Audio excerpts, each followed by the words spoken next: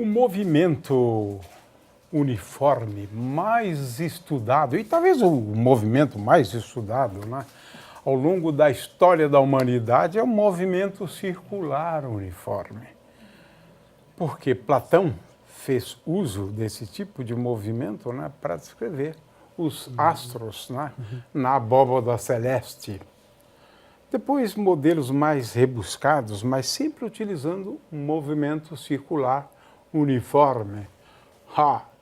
Newton também usou o movimento circular uniforme, né? Analisou o movimento da Lua.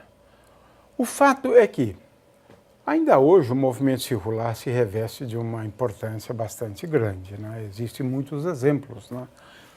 O fato é o seguinte, o movimento circular uniforme, ele recebe esse nome porque ele é um movimento uniforme, uma vez que a velocidade escalar, né, é constante, né?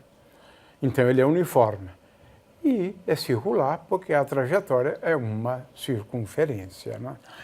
Então, o Cláudio vai mostrar aqui, demonstrar no movimento circular. Agora, o movimento circular, a cinemática dele é um pouco mais complexa, né? Porque aqui se introduz o conceito de velocidade angular, né? A gente vai determinar a velocidade angular utilizando o período, na verdade, né, do movimento circular. Mas também a gente poderia fazer medida de ângulos. Então a gente vai comentando, Cláudio, pode rodar a sua experiência aí. Então, esse de novo é um carrinho cujo movimento é uniforme, retilíneo, cuja velocidade é constante, ou seja, a velocidade escalar é constante. Agora, aqui eu tenho a velocidade escalar e a velocidade vetorial também constante, porque ele está sempre na mesma direção e no mesmo sentido. Agora, a gente pode manter a velocidade escalar constante, mas mudando a direção e o sentido. Ou seja, nesse caso ele vai ter a aceleração agora, apesar da velocidade escalar ser constante, né? Então, nesse caso, eu colocando um vínculo aqui no carrinho,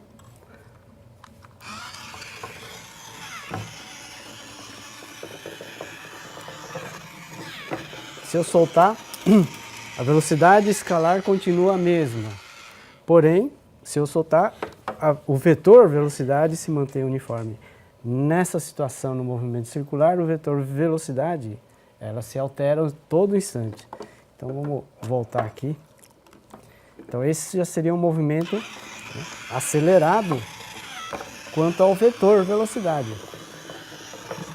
É que o pessoal não chama muita atenção, né, para o fato de que esse movimento, a rigor, é um movimento dotado de aceleração. Né? Exatamente. Mas é uma aceleração normal aqui, né? Exatamente. A aceleração centrípeta, na realidade, né? Exatamente. Então, vamos lá.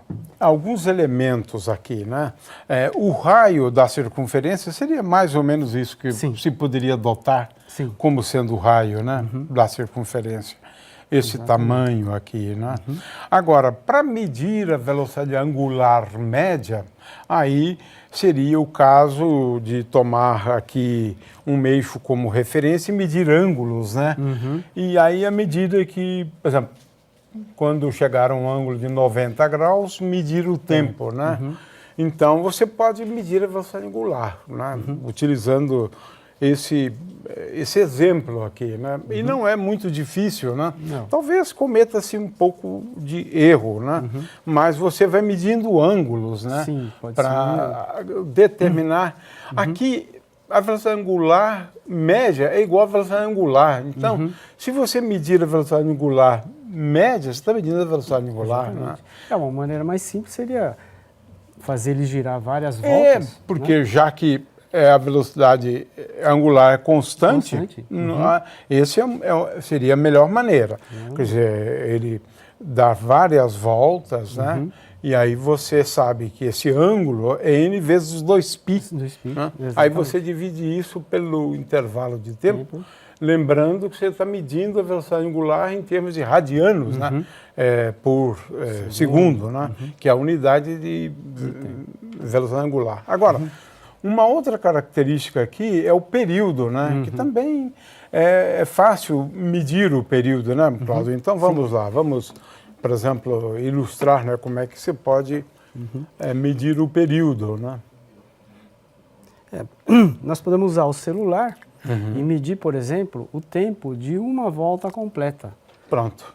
Isso é o período, né? É o período. Né? Se for muito rápido, a gente pode medir para 2, 3, 10 voltas e depois dividir por 10 o tempo que você obter. Então, para medir o período, você mede o intervalo de tempo, né? Para uma Desde volta o instante que começa, por exemplo, até quando ele volta de novo aqui. Exatamente. Né? Então, por exemplo...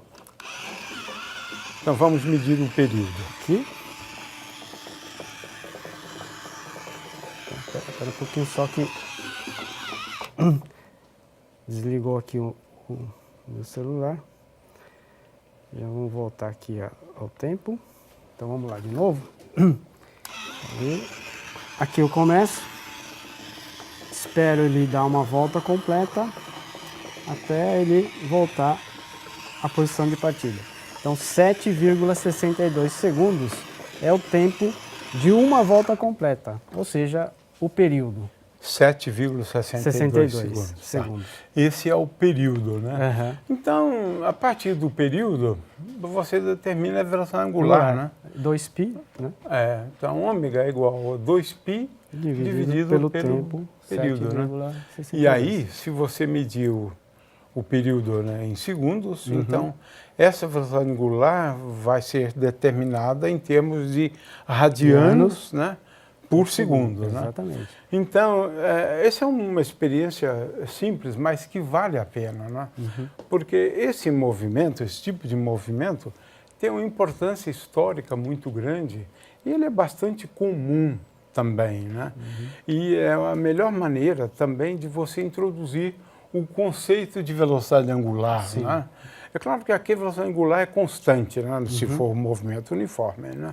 E aí estabelecer as relações também é importante, né, da velocidade escalar, né, com a velocidade angular, né? Então, você pode determinar a velocidade escalar, né? Também, né? Sim. Você tem o raio, tem o raio, é isso? Exatamente. E tem a velocidade angular que você pode determinar pelo período, né? Sim, sim. Então você pode medir, né, a velocidade escalar também, né? Fazendo uso. O perímetro, né? Que seria 2πr dividido pelo tempo. Então eu tenho aqui em centímetros por segundo a velocidade escalar e radianos por segundo a velocidade angular.